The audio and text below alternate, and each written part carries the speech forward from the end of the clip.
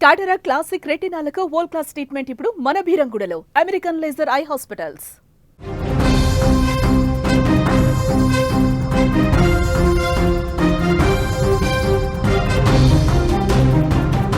ప్రొద్దుటూరులో కన్న తల్లినే అత్యంత కిరాతకంగా చంపినటువంటి కొడుకు ఘటన రాష్ట్ర వ్యాప్తంగా సంచలనంగా మారింది. ఇందులో భాగంగా కొడుకు యశ్వంత్ను విచారిస్తున్నారు పోలీసులు. ఈ విచారణలో ఊహించని అంశాలు బయటకు వస్తున్నట్టుగా తెలుస్తుంది. తానే దేవుడు అనేటువంటి ఫీలింగ్లో ఆ యువకుడు ఉన్నట్టుగా తెలుస్తుంది. యశ్వంత్ దేవుడెలా అయ్యాడు, తనకు తాను దేవుడెందుకు అనుకున్నాడు, అధిక లాలూచియే అతడి వింత ప్రవర్తనకు కారణమా, ఇంకేమైనా కారణాలు ఉన్నాయా? కడప జిల్లా ప్రొద్దుటూరు హత్య కేసు విచారణలో వస్తున్న నిజాలు వెన్నులో వణుకు పుట్టిస్తున్నాయి. తల్లి హత్యకు డబ్బులు ఇవ్వకపోవడమే కారణం కాదు, మరో కారణం కూడా ఇప్పుడు బయటకు వచ్చింది. తాను దేవుణ్ణి అంటే నమ్మలేదనే తల్లిని చంపినట్లుగా యశ్వంత్ కుమార్ రెడ్డి పోలీసుల విచారణలో చెప్పినట్లుగా తెలుస్తుంది. యశ్వంత్ మానసిక స్థితి సరిగా లేక డబ్బులు ఇవ్వలేదనే తల్లి లక్ష్మీదేవి ప్రాణం తీసినట్టు అంతా భావిస్తున్నటువంటి వేళ ఇప్పుడు నేను దేవుడిననే కొత్త యాంగిల్ తెరపైకి రావడంతో అందరూ ఆశ్చర్యానికి గురవుతున్నారు. అసలు యశ్వంత్ తనకు తాను ఎందుకు దేవుడు అనుకున్నాడు? అలా ప్రభావితం అవ్వడానికి గల కారణాలు ఏమైనా ఉన్నాయా? అతి ప్రేమ అనే చర్చ కూడా ఇందులో ప్రధానంగా నడుస్తుంది. విజయ్ భాస్కర్ రెడ్డి లక్ష్మీదేవిలకు ఒక్కగానొక్క కొడుకు యశ్వంత్. చిన్నప్పటి నుంచి వారికి కొడుకంటే చాలా ప్రేమ.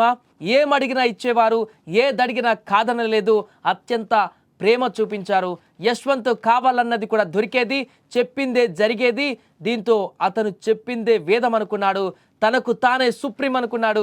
అయితే అలా పెద్దయ్యాక కూడా అదే మైండ్ సెట్తో పెరిగినటువంటి యశ్వంత్ తల్లిదండ్రులు నో చెబితే తట్టుకోలేకపోయేవాడు. ఈ క్రమంలోనే మెంటల్ బ్యాలెన్స్ తప్పి ఒక సైకోగా మారిపోయినట్టుగా తెలుస్తుంది. ఆ క్రమంలోనే తానే దేవుడినని అనుకునేలా అతడు మైండ్ మారిపోయింది. అందుకే ఒక్కడే హైదరాబాదులోని గదిలో ఉండటం, ఎవరితో కలవకపోవడం, మాట్లాడకపోవడం అతడి మానసిక స్థితిని మరింత మార్చేశాయి. ఇదే ప్రవర్తనతో తల్లితో గొడవపడి ఆమె ప్రాణాల్ని తీసినట్టుగా తెలుస్తుంది. అంతేకాక తల్లిదండ్రులు కొడుకులకు ఇచ్చినటువంటి ప్రేమ అనురాగము మరింత లిమిట్స్ దాటితే ఆ మానసిక స్థితి ఏ రకంగా మారుతుందనే దానికి ఆదర్శంగా, అంటే దానికి ఒక ఉదాహరణగా ఈ యొక్క ఘటన నిలుస్తుంది.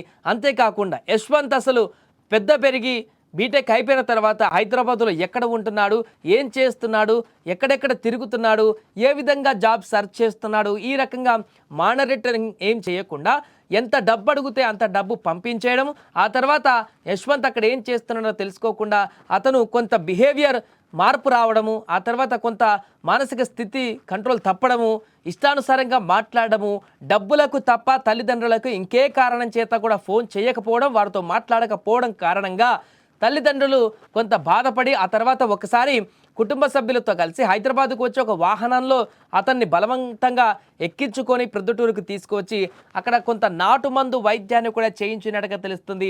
తన మానసిక పరిస్థితికి సంబంధించి అంటే కొంత కంట్రోల్ తప్పుతున్నాడు, కొంత మెంటల్ బ్యాలెన్స్ తప్పుతున్నాడు, తను ఏం చేస్తున్నాడో తన పరిధికి తెలియట్లేదు అనేటువంటి విషయాన్ని గ్రహించి తల్లిదండ్రులు కొంత నాటుమందు చికిత్సను కూడా చేసినట్టుగా తెలుస్తుంది. ఆ తర్వాత కొన్ని రోజుల పాటు అంతా బాగానే ఉందని తల్లిదండ్రులకు నచ్చజెప్పి ఆ తర్వాత మరలా బలవంతంగా హైదరాబాద్కు వెళ్ళినటువంటి యశ్వంత్ ఆ తర్వాత మరలా తన పాత మూడ్లోకి వెళ్ళిపోయినట్టుగా తెలుస్తుంది. ఒంటరిగా ఉండడం, లోన్లీగా ఉండడం, తనకు తాను ఆలోచించుకోవడం, తనకు తానే సుపీరియర్గా భావించడం, తనని తాను స్లోగా దేవుడని అనుకోవడం, ఇలాంటి ఒక మైండ్ సెట్ తనకు తాను క్రియేట్ చేసుకొని ఎవరు ఆపోజ్ చేసినా కూడా, ఎవరు వ్యతిరేకించినా కూడా, ఎవరు తనకు ఇలా చెయ్యని చెప్పినా కూడా జీర్ణించుకోలేనటువంటి మనస్తత్వానికి వచ్చినట్టు కనపడుతుంది. ఈ నేపథ్యంలోనే డబ్బులు అడిగినప్పుడు తల్లి ఇవ్వనని చెప్పడము, అంతేకాకుండా రోజుగా ఫోన్ మాట్లాడేటువంటి సందర్భంలో ఎప్పుడు కూడా ఫోన్ లిఫ్ట్ చేయకపోవడం, డబ్బులకు మాత్రమే ఫోన్ లిఫ్ట్ చేయడం, ఇంటికి రమ్మన్నా కూడా రాకపోవడం కారణంగానే డబ్బులు ఇవ్వకపోతే ఇంటికి వస్తాడని ఆ తల్లి ఊహించి డబ్బులు ఇవ్వకపోవడంతో ఆ కుమారుడు యశ్వంత్ హుటాహుటిన ప్రొద్దుటూరు ఇంటికి వెళ్ళి అక్కడ డబ్బులు ఎందుకు ఇవ్వలేదనేటువంటి విషయం పైన గొడవైందా, లేకుంటే ఇప్పుడు అన్నట్టుగా నేనే దేవుణ్ణి అని చెప్పాను అందుకనే తల్లి నమ్మలేదు అందుకే దేవుడి దగ్గరికి పంపించానని ఒక కొత్త వాదన తెరపైకి తీసుకువచ్చాడట. మరి ఆ విషయంలో కిచెన్లో గొడవైందో తెలియదు, కానీ ఉన్నట్టుండి క్షణాల్లోనే ఈ యొక్క దారుణమైనటువంటి హత్యకు గావించాడు యశ్వంత్. సో ఈ నేపథ్యంలోనే పోలీసులు ఇంకో కోణంలో కూడా విచారిస్తున్నారు.